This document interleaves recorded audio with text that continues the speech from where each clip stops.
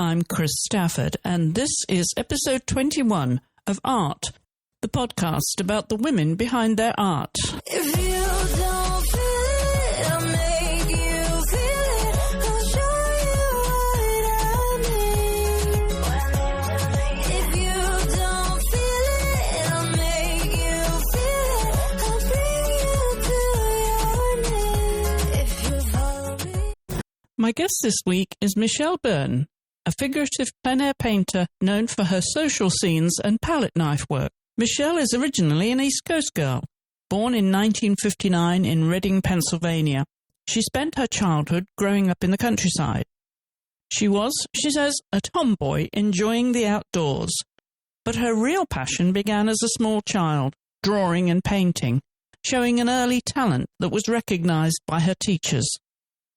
Her parents, Sam and Faye, encouraged her artistic leaning, and as the third of three children, she was encouraged with art classes and given the freedom to follow her passion. At the tender age of 8, Michele decided she loved art so much that she wanted to become an artist. From 1977 to 1981, she attended Kutztown University in Pennsylvania, from where she graduated with a Bachelor of Fine Arts, Communication Design, and minor in illustration and painting. And while she only took one class in mechanical drawing, it was to prove invaluable in learning perspective, which has helped her with painting buildings. As a graphic designer, Michele made her way to New York, but it wasn't long before she realized she wanted to be her own boss. While marriage and raising a family would take over her life, once she divorced, she discovered a freedom to pursue her career as an artist. Michele has held numerous exhibitions and solo shows, winning awards around the US. She is also a sought-after instructor, offering plein air workshops both online and in person across the US, Mexico, and Europe. Michele is also the author of 2 books entitled The Art of Conversation, and in 2020, Michele moved to Santa Fe, New Mexico, and is an active member of its flourishing art community. She has 2 sons, Colin and Seamus, who have inherited her artistic gene. Hi, Michele. Welcome to the AART Podcast. Hello. Thank you very much. I'm happy to be here. So you're building your own studio. How long has this been in the making? Oh, my God. Well, I moved to Santa Fe, New Mexico in July of 2020. And within 6 months, I had bought this house. And the reason I loved it is because it has it's close to the downtown, but it has a really big backyard. So right away, I thought, a studio. Because I was looking for houses that had studios or, it would always have to be in the living room or the bedroom. And so I thought, well, I'll just build one. And my realtor said, it should only cost like $50,000. Well, that was not right. But anyway, I have a really big yard and I've been planning it forever. And they just started in February. And, the permit is until September 1st. And the builder was like, oh, yeah, no problem. It'll be finished. So I'm teaching a workshop here starting September 2nd. And it's not finished. It has walls and it has a roof and it has the plumbing and the electric. But it's not finished at all. So anyway, in answer to your question, I guess it's been 9 months, almost 9 months since they started it, but it should be finished. But things move very slowly here in New Mexico.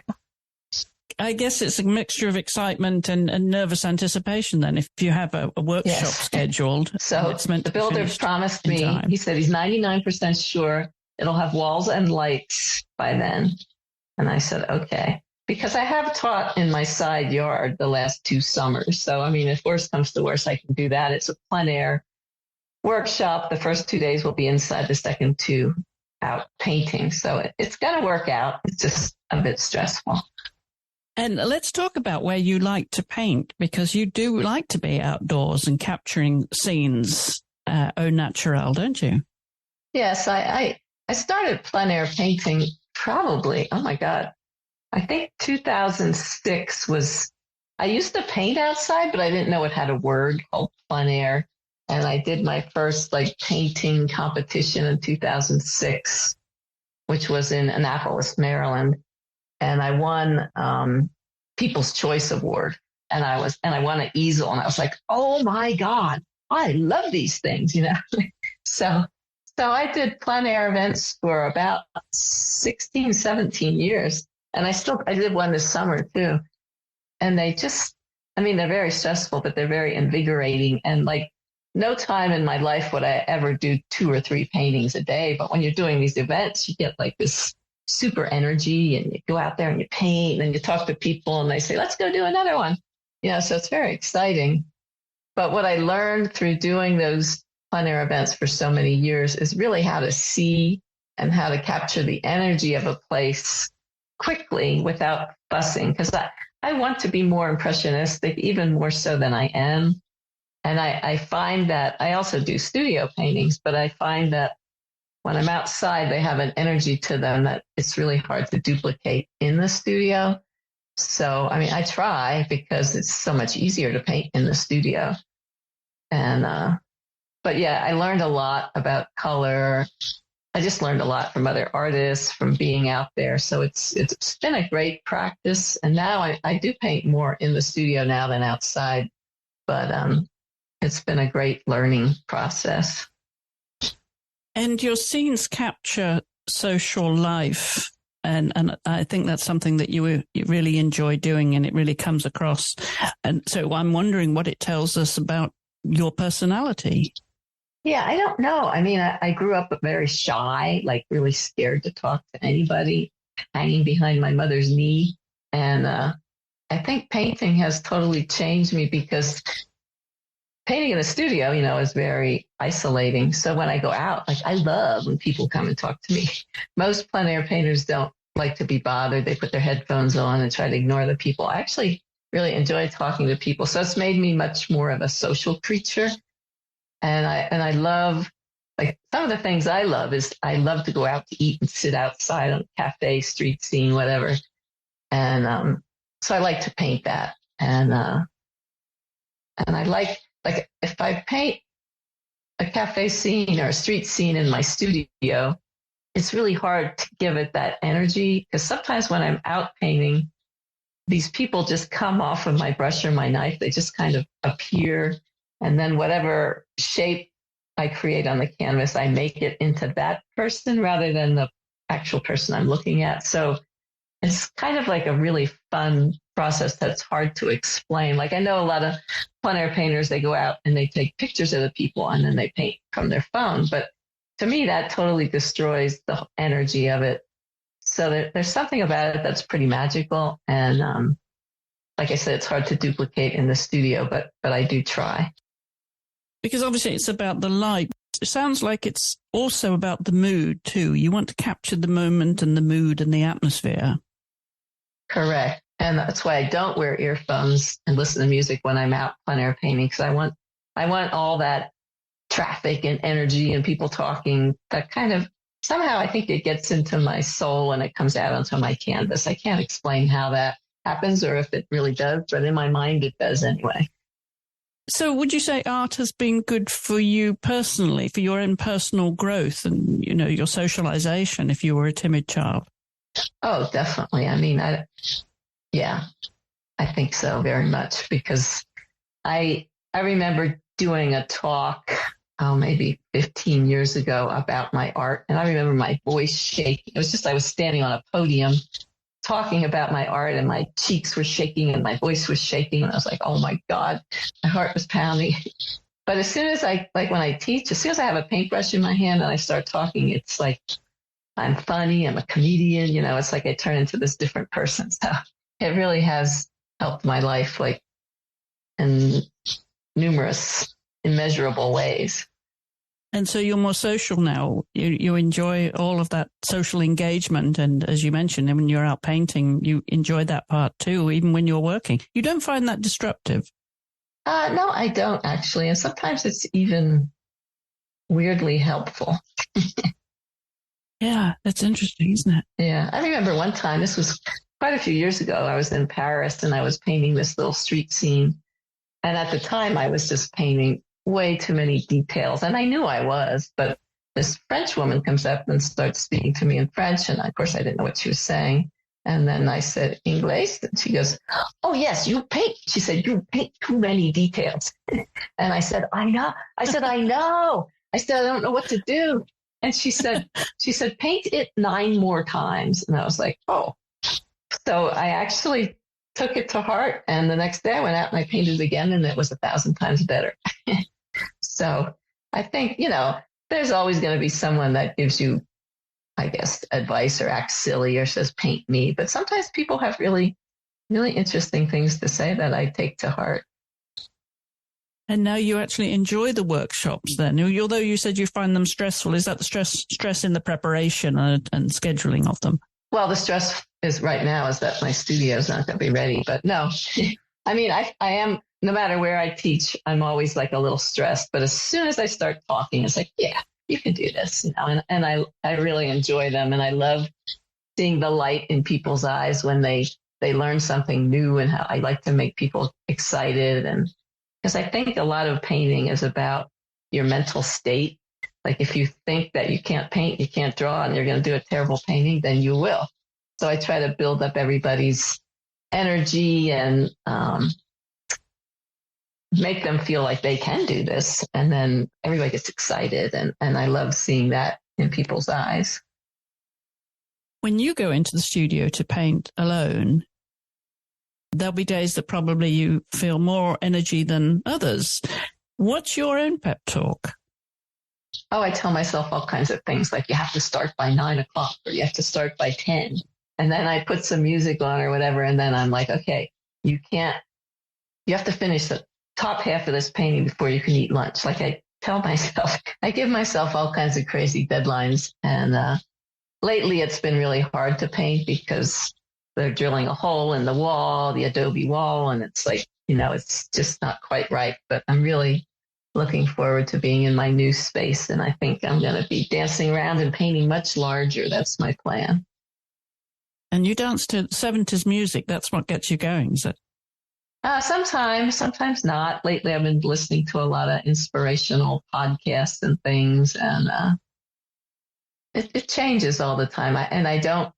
I'm not one for a schedule. Although I go to this exercise class 3 mornings a week, and that really helps me get up and out early. And then the days I don't do that, I try to go for a walk. There's a park across the street, try to meditate. And, I have it seems sometimes that it takes me way too long to get to painting, but I guess that's my process.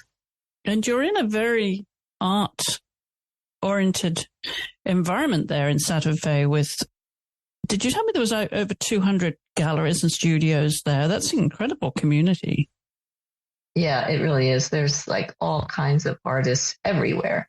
Like when I lived in Pennsylvania, I was like the big fish, and there was not as many artists. Here, there's like, you tell people you're an artist, and it's like, oh yeah, like so is everybody else. So, but it's inspiring too. Do you get together socially? Yes, definitely. There's a couple of artists we meet for happy hour every Friday, and we talk about art. And I do have, like, most of my friends are artists. And if they're not painters, I have 2 friends that are fabric artists. So, they're still creative people. So that keeps it exciting. Yes. Well, let's step back to you being the East Coast girl originally. You're from Reading, Pennsylvania, where you grew up in the 50s there. Tell us a little bit about your very earliest memories, Michele, and what that was like for you as a shy child. Well, I grew up in the country, actually a little town wasn't even a town. It was called Fritztown, and I lived in the country. And my only friend was Peter, who lived next door. And, so I remember, like, I was the 3rd child, and I got everything in my life was hand-me-downs, but there was an old book in this bookcase, and I don't know what it was called, like, it was called Do It or something. It was just all full of little crafty things you could do. And I would pour through that thing and make things and draw things. And I just, because there was a lot of solitary time. My brother was 5 years older. My sister was 6 years older. And my father was a truck driver, so he was gone most of the time. So it was, pretty solitary. So I was constantly drawing whatever I could and creating things. And I just always liked to draw. I remember getting out my dad's like fish and game magazines and sketching from that. It was just something I started doing. And then my parents recognized that I liked that, and they sent me to it's like an oil painting class when I was 8 years old, and it was in the second story of a barn. It was called Kitsch's Studios, and I think me and another boy were the only kids. Everybody else was adults, and I didn't care. I just loved it, and I started oil painting back when I was 8. That's early to get into oil, isn't it? It really is. I mean, I don't think they would let kids do that now because it's toxic and everything else. But yeah, that's what I started with, oil painting. And then, but previous to that, I remember, I didn't know that I was any good. I just knew that I liked to make stuff and draw stuff. And I was in kindergarten, and it was Christmas, and we all made a little Santa Claus out of something and cut it out. And the teacher goes, "We're going to put Michelle's Santa Claus on the board because she's a good artist." And I just went like, "Oh, I'm a good artist." Oh. And I went home and I thought, I'm going to be an artist. And that was it. So teachers do have an influence on you, because I remember that like it happened yesterday. What was her name? Mrs. Winkler. And she influenced your entire life. She really did. Yeah. It's amazing, isn't it? How we know teachers influence us, but that was an early age that you determined what you were going to do for the rest of your life. And so were your parents very encouraging of you? What did your mother think to you being single-minded about your art then so early? Well, it was kind of weird. No one in my family ever really went to college, and they didn't like really push me to like be a good student or anything, which is really bizarre. I mean, I pushed myself, to be good. And I remember saying, I want to be an artist. And they're like, "Oh, okay. We'll take you to art lessons, So they did that. And then I didn't do the art lessons very long. I'm not sure why, but then I continued to draw and paint. And in high school, I told my guidance counselor I wanted to be an artist. And I remember her very vividly too saying, "You can't be an artist." She said, "You can't make a living as an artist. So either be an architect or a graphic designer." She said, "You should take a engineering drawing class." So I went into, I was the only girl in the class. It was mechanical drawing, I guess, where I learned perspective, which was really helpful to my life today, because I like to put a lot of buildings in my work. And I know perspective like in and out. I just know it. And I assume everyone else knows it. And when I teach, I realize that they don't. And it was just one class. I remember drawing the perspective of a brick in a house. And that just always stuck with me. So I didn't go to be a draftsman or an architect, but I had a teacher in 10th grade, I think. And she said, "Why don't you go to Kutztown?" So Kutztown University was a state college that was very close, like an hour away from where I lived. And they had a good art department. So I went there as a fine artist. But after being in it a year, I decided I wanted to do graphic design because, I could make a living. And I had to apply to get into that program, and I got in. But the whole way through college, I took every painting and illustration class that I could because I really wanted to be a painter. But whilst you were at home, how involved was your mother in encouraging you? I mean, was she interested in art herself, or did she influence you, or did she just leave your mind alone? She kind of left me be, but she was actually a good artist. She said, "Oh yeah, when I was, my mother grew up very poor, and really, really poor." But she has said that her grade school teachers told her she was a good artist, and she can really draw, and she painted a little bit, when she retired, but she just really wasn't into it. But I do think that I got my talent from her, and she always encouraged me. And later in life, when I did outdoor art shows, she would come over and help me pack up my car and sit at the art shows with me. And yeah, she was always very encouraging. So what did you do as a child then when you weren't painting or drawing?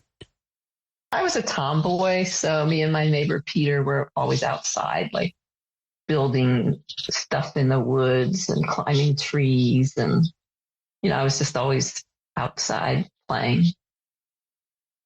And in an idyllic countryside, it sounds to me, in Pennsylvania. Yeah, it was very pretty. And there was a woods right behind us. We used to go back there and catch crayfish and, just do kid stuff, build sandcastles. And, yeah, I had a good time. So were you a good student then before high school? And then when you were going into college, did you consider yourself a good scholar?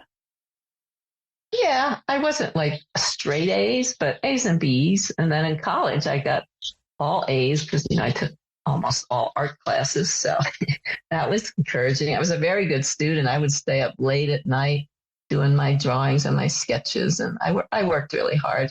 And then when I was in, I think my junior year at college in graphic design, we had this class and the teacher said, we're going to enter this competition.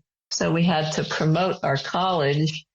And I did we had to do a storyboard and an ad. And I said that Kutztown was the best of both worlds because it was in the country, but close to the city, because you could take a bus to New York City. Like there was buses running 10 times a day. So I actually won. I tied for first place, and my award was $1,000 and an internship at a advertising agency in New York City. So I went there and I did that, but it happened to be like it was McCaffrey and McCall, which was a big agency, but they were having it was summer season, which at the time was slow season, and there wasn't much to do. So I didn't really do a whole lot. And they did offer me a job there, but I was dating my ex-husband at the time and decided to come back to Pennsylvania. I stayed there for, I think it was 6 or 8 weeks that I worked there. And then, I kind of fell in love with New York City. So to this day, I still do a lot of New York City paintings, but I didn't stay there. I worked in a graphic design studio in Pennsylvania. And then I was only 23 when I decided I wanted to freelance. I didn't want to work for anyone else. So I did graphic design on a freelance basis. That way I could paint whenever I wanted to, when I had time. So that's kind of how I worked my life for the next 20 years. I would do graphic design during the day and paint at night. Where were you living at the time then, Michele? Well, I was living with my mother until I was 25 or 6. And then I got married to my ex-husband. And then we bought a big old house that we were refinishing. So, but I always worked both graphic design and painted. And then I think it was after I got divorced in 2001 that I started doing more painting, and I would do my graphic design at night and I would paint all day. And then I kind of switched things around and became a full-time artist right around that time, around 2002, 3, something like that. And at what time or period in those years, Michele, did you discover your style and your eye and the way you were going to pursue painting? Well, it was, I started after I got divorced. I went to Jamaica with a few friends, and 2 of us were artists. So we took watercolors along, and we would ride our bicycles. It was in this little tiny town in Jamaica, and we would paint. And I just started putting people in my watercolors, and people were like, how could you do that? And I was like, well, I don't know. That woman was standing up there, hanging the laundry. So I put her in the painting, and I didn't think anything of it. But when I went home, I had an art show of those Jamaica paintings, and people were like, oh, you have so many people. And I was like, yeah, I like to paint people. And then, somehow I discovered Toulouse-Lautrec. I had bought one of his books, and I was like, oh, I love this, just his people and their everyday lives. And they were very loose and impressionistic. And I don't know, I remember stopping at an Arby's on the way to a graphic design client thinking, that's what I'm going to do. I'm going to paint people. And it just kind of hit me. And that's what I decided I wanted to do, because I just love painting figures in my paintings. So what age were you when you started actually selling your paintings? When I got divorced, I started taking watercolor classes with this woman, Tara Grimm, who became a good friend of mine. And we were just painting still lifes. And then we started painting just whatever we wanted to. And I started painting people. And then I think she had an art show somewhere and I sold one or two. And then when I got back from Jamaica, which was a couple of years later, I had an art show at a Borders bookstore and sold some. And it was really exciting. And then Tara also told me about this woman named Barbara Doherty, who at the time had a magazine called Art Calendar. And she said she meets with people about like making them have an art career. And I was like, oh, I want to meet with her. So I drove she lived near Salisbury, Maryland at the time. So I drove like however many hours that was. And I spent the weekend with her. And I think it was like $600, which was a lot of money, you know. And we just talked about art. And she was a super intelligent woman. And she said, you know, you can make a living as an artist. And I was like, really? And she was like, yeah, lots of people make really good money as an artist. And like, I had never heard that before.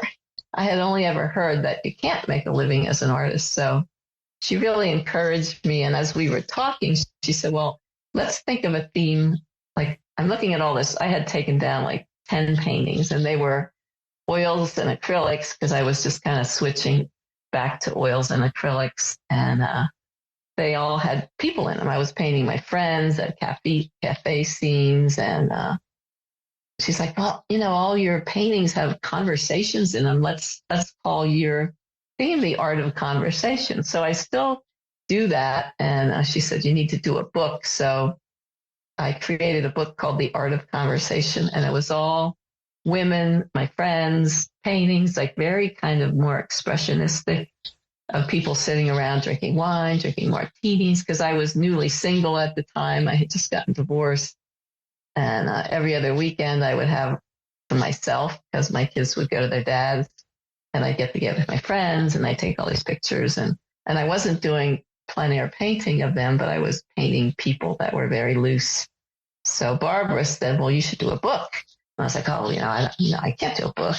So she encouraged me. And so I did I think 20 paintings or a little more. And there were some big ones too, 30 by 40, or one was even bigger than that. And some small ones, 16 by 20. And I did all these paintings of women within 6 months. And I remember sitting at my computer at night and getting really emotional and writing about them and how exciting it was, connecting with my friends. And she said, after I wrote it, and I designed it because I was a graphic designer, I sent a mock-up to her, and she said her friend, the editor, would edit it. So he sent it back, and he hardly changed any of my words. And I was like, oh, but I thought he was going to fluff it up and make it, because I'm not a writer. And he said he liked the rawness of it. So anyway, I did self-publish that book, and I still have a few left. And then I did a second one of The Art of Conversation Manhattan, which they all became a little tighter for some reason. They were all studio paintings. And my dream was always to do one of Paris, but then I never really did that because life got in the way, I guess. And no time, and I was raising 2 sons by myself, and I was trying to save money for them to go to college, so I didn't want to be spending money on self-publishing another book. But there's still time to do that Paris book. Yes, there is. In fact, I was in Paris last September, and I forgot how much I loved it. I'd imagine that when you look at the scenes that you paint, that those indoor scenes would create a lot of atmosphere for you too, like jazz clubs and that sort of thing. Do you enjoy painting those indoor scenes? I do, yeah. In fact, there for a while, I used to paint in a lot of jazz clubs and little bars in Reading, Pennsylvania. And then I kind of became known for that. And I was painting posters for the Rehoboth Jazz Festival. And then there's something about painting those plein air that they get this crazy energy to them because you can't, you don't have a lot of time. And then that led to painting the Reading Symphony. someone was watching me paint in the jazz club and they said, would you paint the symphony live? And I was like, oh, I don't know, that's a lot of people. So it was 2019. They put me up. I said I would do it. And they put me up at the side balcony and they filmed me. And while the symphony was playing, they had a huge screen that people could watch me painting. And that was like really stressful, but it was like the highlight of my year because the painting turned out really well. And the next day they had an auction and it went for like $11,000. And, I had like 2 hours the next morning to fix it up a little bit, but it was pretty loose. And in fact, I'm going back, and then they kept asking me every year to come back and do it, but I had moved to New Mexico. So this September, like next month, I'm going to go do it again. So I'll be stressed and nervous, but I know that I can do it. And sometimes that nervous energy makes you paint wilder and crazier. So we'll see what happens.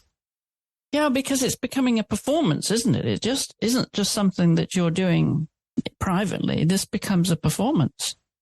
Yeah, exactly. And I remember like in the middle of that painting that it was called Pictures of an Exhibition. That was the song they played. And the musical director, the conductor, he's an English guy, Andrew Constantine, and he could look up and see how far I was on the painting. So he took a break and he goes, Michele, but you're missing something very important in the middle of the painting. And, it just came to me and I said, but Andrew, I'm saving the best for last, meeting him, and everybody laughed, So it was definitely a performance. And like I said, I'm not a super outgoing person, but that just like came out of me, which I think it's the creative spirit was in me from painting that the correct words flew out as well. Yeah. And it seems that, that's the public side of you. Like when you give workshops, once you get into that gear, right, it awakens a different side to you. Definitely. Yeah, it definitely does. You're right. Now you're painting full time, and you're known for your palette knife painting too. When did that become a tool that you preferred to use? Well, actually, I do remember when that happened. I used to always, of course, I always had a palette knife, and I used it for mixing. And I had seen a Richard Schmid video way, way long time ago. I had actually met Richard Schmid through a friend of mine, Kathy Anderson, and after I met him and I Googled and you could like rent a video on the place called Smartflix. They don't exist anymore, and I remember him showing like a few things about how he used a knife. I thought, wow, that's really cool. And then I was in Paris painting, and it was the last day. I was painting for a week, and I went with some friends that were not painters, and they would go out and shop, and we would eat meals together, and I would paint by myself. And I set up someplace. It was on Saint Germain, and I was painting, and I set up, and I realized I had like no paper towels, none. So I thought, well, I'm gonna paint, But so I used my apron and my knife, and I did a palette knife painting because that way, you don't need a lot of paper towels. So I just used my knife and wiped it off on my apron, and that was my favorite paint. It was the last painting of the week, and it was my favorite painting. And I was like, oh wow, there's something to this palette knife. I really like this. So I started using it more for straight edges and buildings and telephone wires and things that it's easier to use because it's a sharp, straight object. And then that was probably 2005, and it was probably 10 years later, actually, or maybe not so many. Maybe it wasn't 2005. I don't know what year it was. Maybe 2012. So then 2015, I took a workshop with C.W. Mundy, who at the time was super palette knife painting. He goes back and forth and does all kinds of things. But so I really learned a lot from him. And it's just a lot of practice. Like I could paint a whole painting with a palette knife if I wanted to, but I do also like using brush stroke with it. And now I'm kind of going back to using a little more brush and a little less knife. But what I like is that it gives it a lot of I like paintings that have texture. If I see a painting that I love and I get up close and it doesn't have a lot of texture, I'm always kind of disappointed. So its texture really excites me. But sometimes there's too much texture. So you have to be careful, and you don't want too much texture in your darks because they pick up highlights that make it look lighter. So I've just learned so much, and like I hold the knife really light. So when I'm teaching, I'm trying to teach people how to hold the knife gently, and because most people get a knife and they hang on to it for dear life, and press too hard, and then it scrapes the paint off instead of putting the paint on. And you need a lot of paint. You have to use a lot of paint. And one thing I always say when I teach is C.W. Mundy used to always say this: paint like a millionaire. So you can't squeeze out little dabs of paint and be a palette knife painter. You have to put a lot of paint out, and you have to be prepared to waste some. Although I try not to waste it. I scrape it together and save it in piles for the next day. But I just find it really exciting, and I've recently tried to do a couple just with a brush, and I almost can't. Like I have to. It's like, oh, but the knife would work really well here, because it does like little magical things by itself if you don't mix the colors together really well, and you just drag the knife. It makes these interactions of the colors that just I find really exciting. It's kind of magical to me. I think it's because you don't have as much control. And like when I had done my second book on Manhattan, my painting style got really tight. And my marketing person said, well, do Plein Air. That's when I started Plein Air. And that, of course, makes it looser because you don't have time. You have to paint fast. And then my Plein Air paintings were starting to get tight. And then I used the knife, and I was like, that kind of solved that problem. So, I find it very exciting. You mentioned a few artists there whose work you admire and who you've taken workshops with. Who has been, would you say, your most inspirational influences in your career?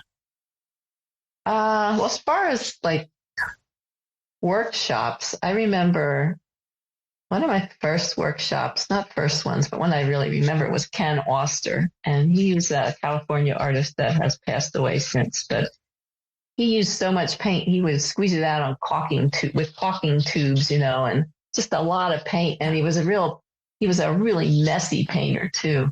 But I learned a lot from him about painting and teaching. Like I liked the way he taught, and I liked the way he painted. And then I painted with Richard Schmidt 3 times because of my friend Kathy Anderson. And he was completely the opposite. I mean, cleaned his palette for 5 minutes, before painting. Very slow and methodical. And he told me to slow down. So, I have the messy painter, then the clean painter, and then C.W. Mundy. He was a huge influence on me with palette knife painting. And Carolyn Anderson's work, I don't think I had her on the list, but I love her poetic. I took a workshop with her. Her poetic portraits are just mesmerizing to me. So, and Dan McCaw, he's another very loose artist who painted a lot of figures and has gotten more abstracted. I took a 1-day workshop with him. So it's just like a conglomeration of different people. And I think that for artists starting out, or any artist, it's really good to take workshops from different people. And I still try to take 1 or 2, like one every other year or something, just because of just getting other people's ideas and their methods. And if you just pick up a little bit from each person, I think you can create your own style. And if you found that being a woman in this field, Michele, has given you as much opportunity as a man, or have you experienced any discrimination? Yeah, I think women have it harder. I mean, I just, when I used to go to New York City a lot to paint and to, look at galleries and artwork, and there'd be certain galleries that, you could tell that they were bringing in new young men artists, and there weren't too many women. And it is changing, definitely. And I think there's a lot of fabulous women artists out there. And but I do think it's a little bit harder. And I think in the West, it's a little harder to be a woman artist. I'm not sure, but it seems that way. And I don't know. One of the people I had put on my list of women artists that I admire was Jean Kloss, and I had never heard of her until I moved out here. She's really known for her black and white prints. They're very dramatic. And I had written down to you what her real name was, but now I can't think of it. But she changed her name to Jean, Gene, Kloss, Kloss, because she didn't want people to know she was a woman. And she had a fabulous career, and she still does. Well, I mean, she's passed away, but her prints and her paintings are highly collectible. But she was smart enough to know back then that, maybe she should put herself off as a man. And it's a shame we have to do that, but because I know I used to do outdoor shows in tents, and I remember people come. I had my name on a big banner, Michele Byrne, and people would come up. Where's Michael? Where's the artist? And I'd say, oh well, I'm the artist. It's Michele. And it was kind of like, I don't know. It just makes you stop and think a little bit. Yes, we've heard other incidents like that. As you say, I think times are changing, but it's still slow. I'm curious then, with Santa Fe being so full of artists, what would you say the ratio of men to women would be there at a glance? That's a good question. I would say in the East, like almost more women artists, but out here, there's a lot of men artists. I mean, and they are, they're the ones that are selling for the highest amount of money. And, it's not that the women aren't doing well, but I think the men are definitely thought of in a higher realm out here, which is challenging, Even the gallery I'm in, it's mostly men, and the women don't seem to get as much wall space, and I'm still working on that one. So where would you feel that you get the most satisfaction in what you do then? Is it painting? Is it the teaching? Is it a bit of both? Or is it a particular size that now, and how your work has evolved over the years now, because you've been doing it a while? Right. Yeah. Well, I think I get a lot of joy out of painting large paintings, and I also get a lot of joy out of just sitting still and quietly and doing a little 8x10 with my palette knife, So, and I find teaching fulfilling. So it's a big combination of all of them. But I do want to paint larger, and I have some big canvases right now, just waiting for my new studio, because right now I'm in this 2-bedroom older adobe, and I'm painting in the larger bedroom, but I have a nice Hughes easel, but if I push it up too high, it hits the ceiling, so I feel a little, very restricted, and I'm just waiting to burst into that new studio, and I can't wait. And it's getting frustrating when no one shows up like today. And, but I think I can see myself painting bigger. I would like to paint more portraits because I truly love painting them. But that's another thing too, that it's harder to sell. So, and I don't want to do commissions. So I have a lot of ideas swimming around in my head of how I want to paint and how I want to change. And, I think a lot of people want to be looser, including myself. And, it's hard, it's hard to loosen up when it's not part of your biology. And that's why I've been trying to trick myself with plein air painting and then palette knife painting. And I just see myself when my studio is bigger, painting bigger, much looser scenes. And I'm just really looking forward to that. How big are you daring to go, Michele? Well, the biggest I've done so far is 60 by 60. But I mean, people out here paint huge. So that's also inspiring, A painter that I really like that I've just been to, he had a show right here, like a mile from my house, is Brian Rutenberg. And he's an abstract painter with really big, thick, bright colors. And they're just so inspiring to me. I think, I want to incorporate some of that, so I have thousands of ideas. When people say to me, do you ever run out of ideas? I think, oh my God, no. I have so many ideas and things I want to paint. And I don't think I'm painting like I really want to paint. So I got a lot of work to do. And do you paint every day? Well, I try to, but it's right now, if you saw my house right now, it's a mess because, so I have an old adobe house and they have to tear out 2 walls or doorways. And they started chipping away at the adobe, which is fascinating to me. It's just that my walls in the back are made out of straw and mud, So I had to move everything and my house is full of boxes.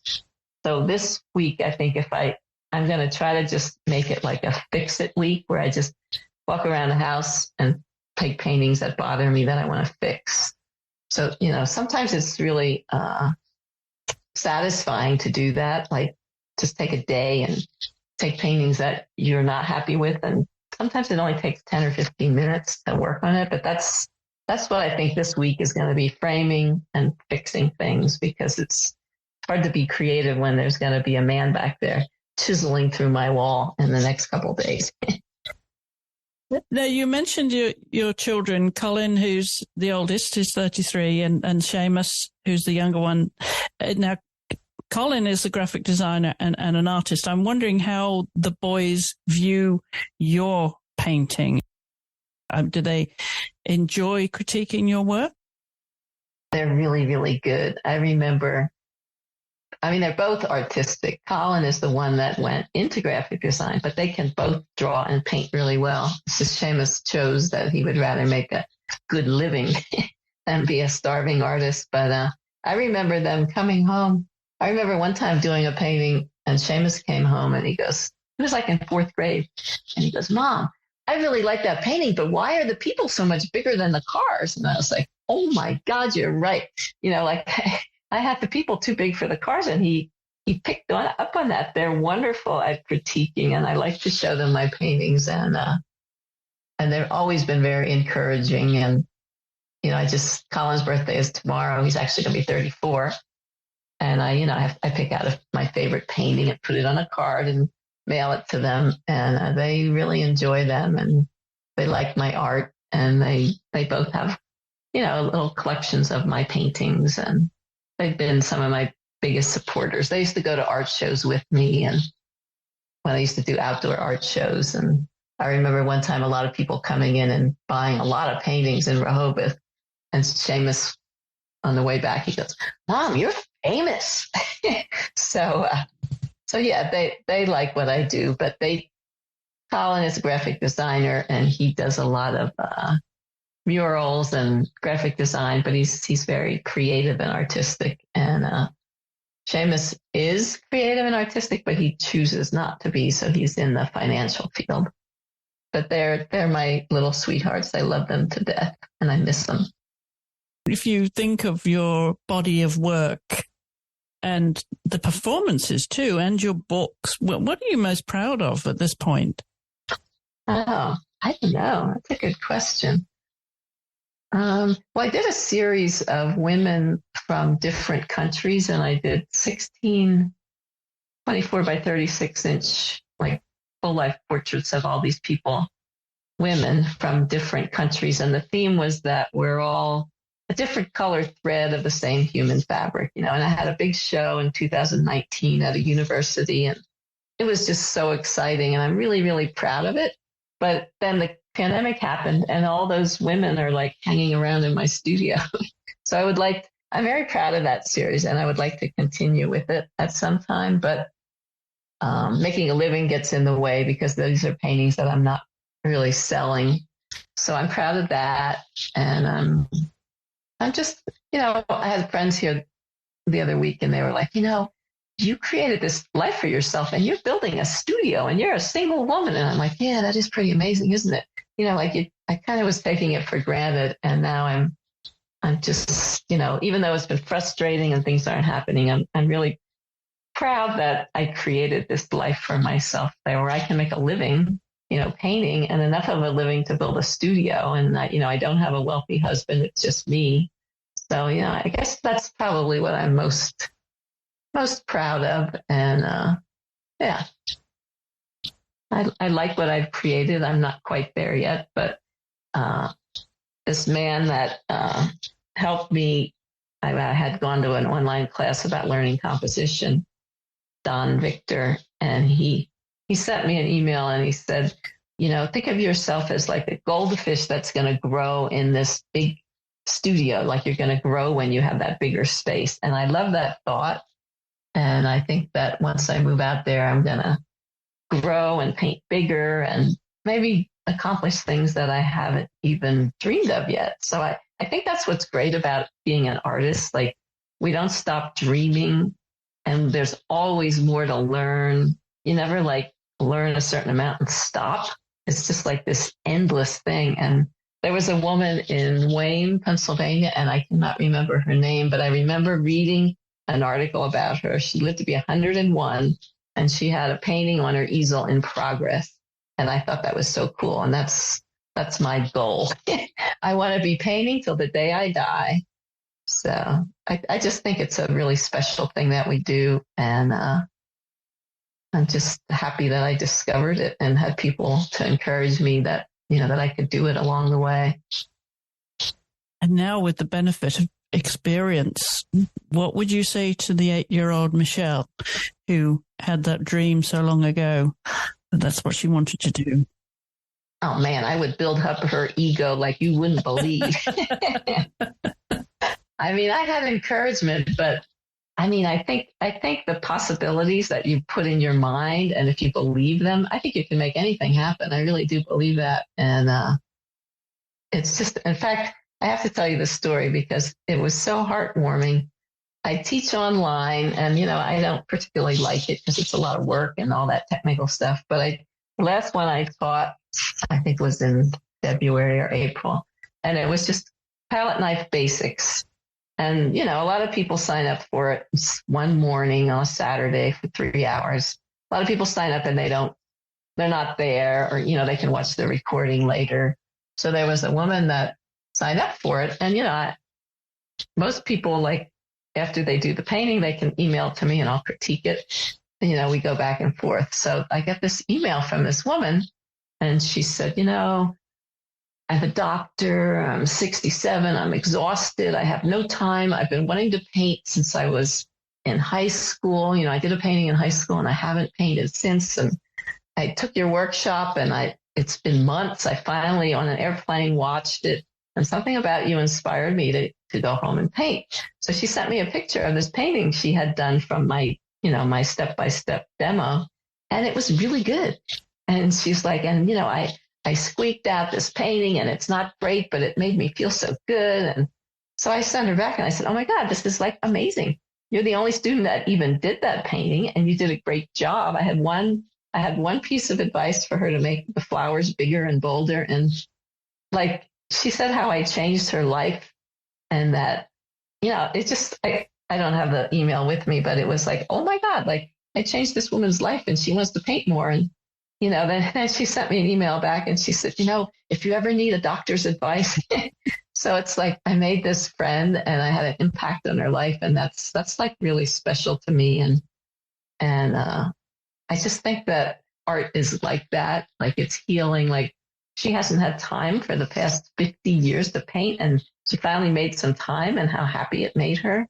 And that makes me really happy. And I just think that being creative in whatever capacity you do is just so helpful and therapeutic too. Because if I don't paint for a couple of days, it like starts to bother me. How does it bother you? Well, I think the creative process is some kind of meditative form. And, if it just starts to bother me, like, I haven't painted now in a couple of days except for tweaking things. And I was thinking yesterday, why can't I just like go out and paint? Why can't I just do something, just because it'll make me feel better. And you have inspired her just as your teacher inspired you all those years ago. Exactly. Yeah. So I think, and I've had people like artists who've inspired me, even with technical questions and telling me everything they bought before they went out plein air painting. And there's so many helpful people out there, and there's enough room in the world for all of us to be good, successful artists. Like, you don't have to hide and hang on to what you know, just share it openly, because there's room for all of us to be artists. Well, speaking of sharing, tell everybody, Michele, how they can find you online and on social media. Okay, well, I'm on Instagram. I'm not really great. I know I go through spells where I post a lot, and lately I've just not felt like it, but I'm on Instagram, Michele Byrne Art, I think, Facebook. I have a YouTube channel where I share different things and do demos and QuickTime. And if you sign up for any of my recorded workshops, I'll direct you to a private link on YouTube. So, yeah, I have that. There's a new magazine coming out called Modern Impressionist Magazine, and it's a bi-monthly online magazine. They're going to do an article about me and a step-by-step demo in the September issue.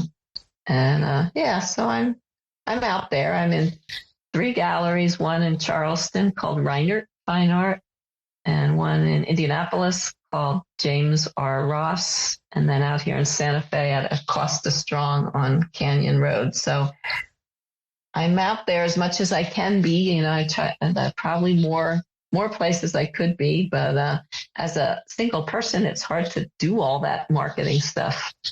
But I know there's other options and venues I could try. And they can find your website at michelebyrne.com. That's correct, with 1 L. Michele with 1 L. Lots of people spell it wrong because the other Michele Byrne with 2 L's is a photographer, I believe. Well, Michele Byrne, thank you very much for being my guest this week and sharing your story. Well, thank you. It was fun, and I've inspired myself. I think I'm going to go paint. And whilst you're online or on Instagram, do check us out at the AART Podcast. That's the art with 2 A's. And give us a follow. You can leave your messages there too if you have any comments, questions, suggestions for the show. We would love to hear from you. And as always, if you have a moment when you're on Apple Podcasts, to leave us a rating and review, because that helps others find the show. My thanks again to Michele, and thank you for listening. I'll be back next week with another episode, so I do hope you'll join me then.